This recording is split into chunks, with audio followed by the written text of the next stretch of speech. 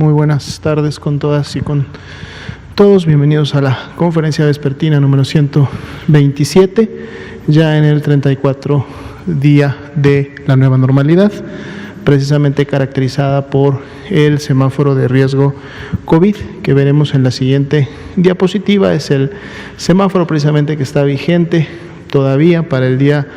Estuvo vigente para el día de hoy, está vigente para el día de mañana. A partir del lunes entrará en vigencia el semáforo presentado el día de ayer. Si vemos las siguientes diapositivas, aquí siempre llamando la atención del público que nos escucha a través de los medios de comunicación y las redes sociales, que precisamente el objetivo que tiene el semáforo de riesgo COVID es alertarnos como población en la entidad federativa en la que nos encontremos residiendo en este momento sobre este riesgo que tenemos de podernos contagiar de la enfermedad, dado que los indicadores precisamente apuntan y en su momento nos develan cuáles estas características que están presentes y que favorecen a que existan contagios en cada una de las entidades. Y es por eso que las actividades que ustedes ven aquí, en función de la magnitud con que se permiten, el aforo con el que se permite realizarlas, las recomendaciones que se emiten, son precisamente para poder disminuir la movilidad, por lo tanto la interacción entre personas y por ende entonces limitar la posibilidad de contagios.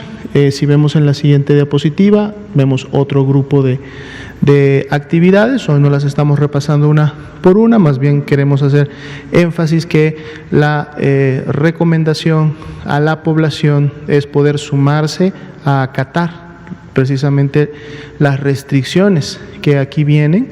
En su momento los gobiernos locales, el gobierno federal también hace la contraparte que le corresponde para poder mantener la regulación de estos diferentes tipos de comercios, de áreas, de lugares, etcétera, para que puedan acatar las medidas que se están dando, pero también el llamado es a la población a que de manera voluntaria también evite en un momento determinado acudir a los lugares, áreas, espacios que se encuentran en este momento cerrados, si su semáforo en su entidad federativa se encuentra en rojo, o entonces estar pendiente de que el aforo y por lo tanto la cantidad de personas que están al interior de alguno de estos negocios, espacios públicos, etcétera, si ven que está en demasía, pues también preferiblemente tomen la decisión de no ingresar o de hacerlo cuando los aforos en su momento así lo permitan. La importancia de esto es, como lo acabamos de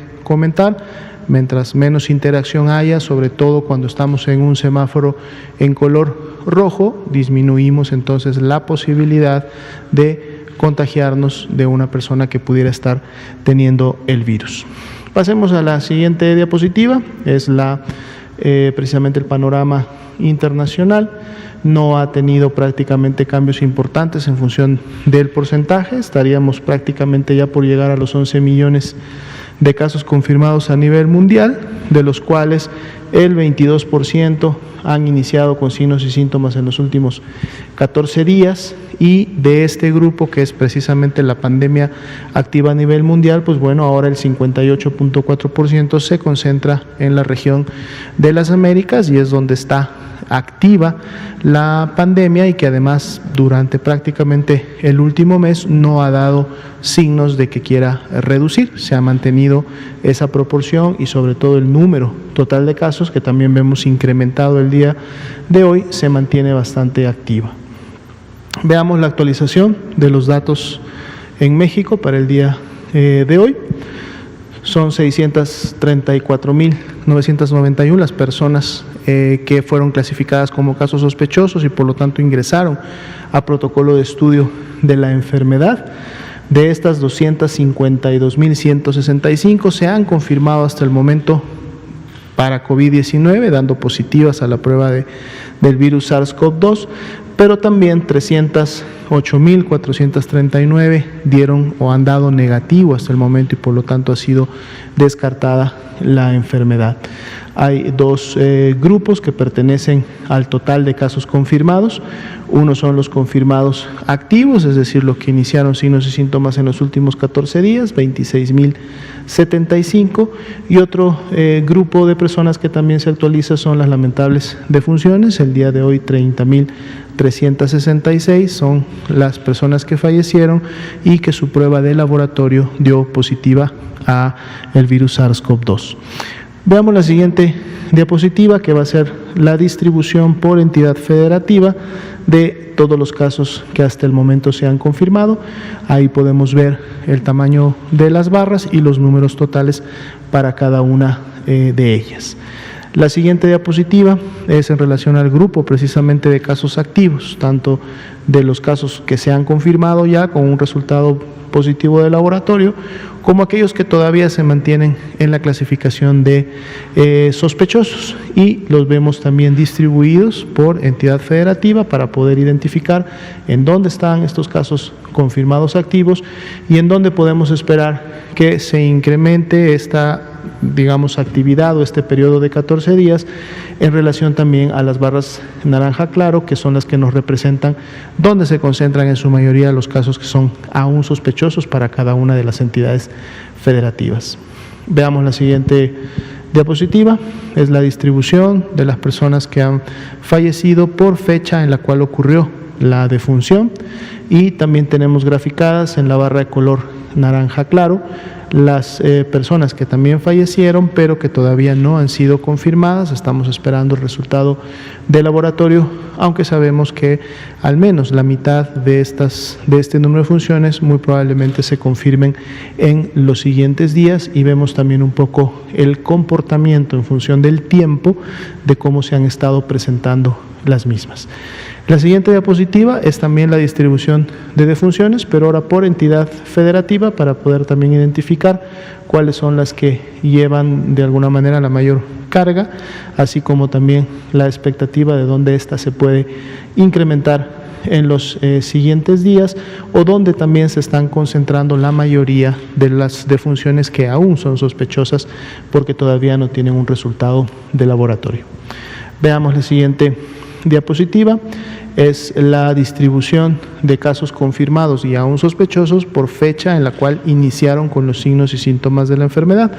Esto lo que nos da es la imagen de lo que nosotros denominamos la curva epidémica, de cómo ha estado sucediendo esta a nivel nacional. Recordemos que esta es la suma de todas las personas o que han dado positivo en el color guinda, o que están aún pendientes de un resultado, pero que presentaron signos y síntomas compatibles con la enfermedad en las 32 entidades federativas. Por lo tanto, su comportamiento precisamente depende de la suma de cómo se está comportando en cada una de ellas. Veamos la siguiente diapositiva, en donde nos quedamos, mostramos ahora precisamente el cambio porcentual de los casos confirmados acumulados, es decir, de los casos que teníamos el día de ayer a los que tenemos el día de hoy, cuál fue ese incremento en porcentaje. Esta es una gráfica que se había presentado justo hace una semana, la estamos integrando nuevamente al reporte porque además nos permite ver un poco cómo está la velocidad en función de la transmisión en relación justo a los casos confirmados, y vemos que el incremento en las últimas 24 horas fue de un 2.8%, y vemos que este incremento se ha mantenido pues para las últimas 2 semanas al menos estable, pero si lo vemos desde que inició la epidemia en México, es clara la desaceleración y la disminución de este incremento diario que hemos tenido desde que iniciamos con los casos. Es un indicador interesante que vamos a estarle dando seguimiento cada cierto tiempo para ver cómo se va comportando, ya que nos puede dar información muy valiosa. Veamos la siguiente diapositiva, es precisamente las personas que hasta el momento se han recuperado. Para el día de hoy, en las últimas 24 horas, se suman 5.104 personas que se han recuperado. representan el 60% de todos los casos confirmados, y vean también, lógicamente, cómo se han ido incrementando en la medida también que la epidemia lo ha hecho. Pero ya para el día de hoy son 152.309 las personas que felizmente se han recuperado de la enfermedad en México. Veamos el siguiente grupo de diapositivas. Son precisamente la ocupación y disponibilidad hospitalaria. La tasa de notificación fue nuevamente del 98%, lo cual nos da una muy buena señal. Aquí vemos que la ocupación de camas de hospitalización general a nivel nacional es del 44%, lo cual deja 16.753 camas todavía disponibles, distribuidas lógicamente en todo México, pero entonces podemos ver en función de los porcentajes por entidad federativa cómo está esta distribución. Ya veíamos que Tabasco había rebasado ese nivel de seguridad de al menos tener un 30% de disponibilidad. De hecho, continuó incrementándose, ahora es solamente un 20% la disponibilidad. Se han estado teniendo ya reuniones intersectoriales con el Estado para revisar específicamente en qué municipios, en qué localidades es donde se está teniendo la mayor saturación, para inmediatamente activar otras unidades, seguir reconvirtiendo camas, y que entonces no vaya a llegar este nivel a una saturación que en su momento impida otorgar el tratamiento hospitalario. Tenemos también al estado de Nayarit por encima de ese porcentaje de seguridad, también se está trabajando y en comunicación, y las demás entidades federativas aún con un 30% más de disponibilidad de camas. Cuando vemos las camas que son para pacientes graves críticos, que es la siguiente diapositiva, aquí sí hay mayor disponibilidad. De hecho, todas las entidades federativas aquí sí están por encima de este nivel de seguridad del 30%. Son 5.978 camas de este tipo a nivel nacional que todavía están disponibles, con una ocupación del 39%. Sería la actualización para este día. Gracias, doctor José Luis Salomía, director general de Epidemiología de la Secretaría de Salud. Quédate en casa.